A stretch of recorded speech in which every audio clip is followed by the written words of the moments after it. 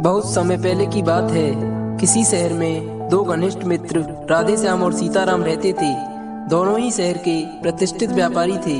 आपस में प्रेम तो इतना था मानो दो सगे भाई हों। जीवन बहुत ही हंसी खुशी गुजर रहा था कि अचानक राधे श्याम की पत्नी अपने धुंधमुए बालक विनोद को छोड़कर दुनिया से चल बसी।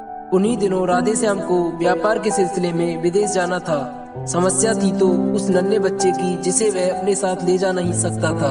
उसने अपनी यह समस्या अपने मित्र सीताराम को बताई। इस पर सीताराम ने कहा, अरे भाई, इसमें परेशान होने की क्या बात है। विनोद को तो हम संभाल लेंगे। मुश्किल में मित्र ही एक दूसरे के काम आते हैं। तुम निश्चिंत होकर विदेश जाओ। राधे श्याम विदेश चला गया। संयोग से वहां जाकर वह ऐसे मामले में फंस गया कि अपने देश जल्दी वापस न आ सका। इधर विनोद सीताराम के घर बड़े लाड़ प्यार से पलने लगा। विनोद एक सुंदर, स्वस्थ एवं होनहार बालक था। सीताराम व उसकी पत्नी को ही वह अपना माता पिता समझता था। सीताराम निसंतान था। उसे भी विनोद से प्यार हो गया था। वह विनोद को अपने बेटे की तरह समझता था। वह अक्सर सोचता, काश यह उसका अपना बेटा होता तो बुढ़ापे की लाठी बनता। समय गुजरता गया। कई सालों बाद जब राधे श्याम अपने देश वापस आया तो सबसे पहले अपने मित्र के घर गया और बोला, मित्र, कहाँ है मेरा बेटा, मुझे दिखवाओ। अब तो वह बहुत बड़ा हो गया होगा, इतना बड़ा कि मेरे सामने आ जाए तो मैं पहचान भी न सकूं। राधे श्याम की बात सुनकर सीताराम उदास गंभीर होकर बोला, मित्र, क्या कहूँ, कहते हुए मुझे बहुत दुख हो रहा है। तुम्हारा बेटा तो तुम्हारे विदेश जाने के कुछ ही दिनों बाद मर गया था। फिर विनोद को दिखाकर बोला, भगवान की कृपा से जब तुम विदेश में थे हमारे घर भी एक पुत्र ने जन्म लिया। यह सुनकर राधे श्याम की आंखों में आंसू आ गए।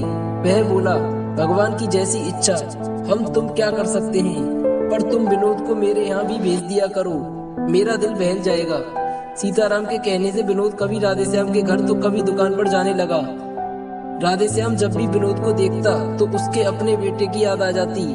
कई बार उसे लगता कि विनोद उसका अपना ही खून है, क्योंकि विनोद की शक्ल, सूरत व स्वभाव उससे काफी मिलते थे।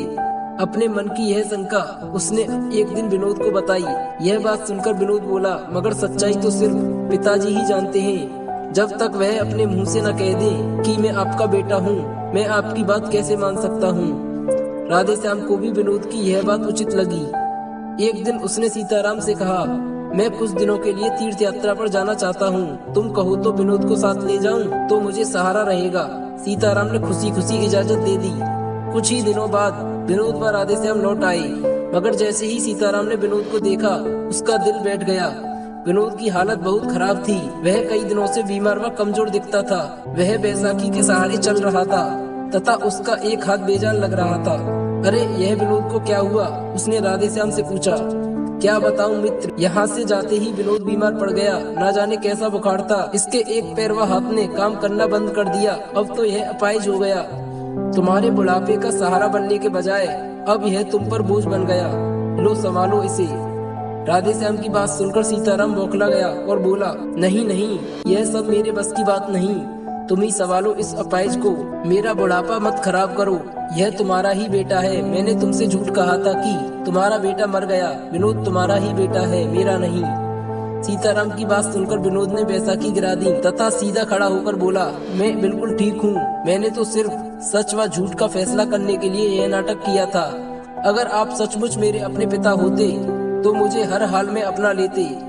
अब मुझे पता चल गया कि मेरा अपना कौन है। आप तो मित्रता के नाम पर भी एक कलंक हैं। राधे श्याम विनोद को लेकर अपने घर चला गया तथा सीताराम लज्जित हो हाथ मलता रह गया।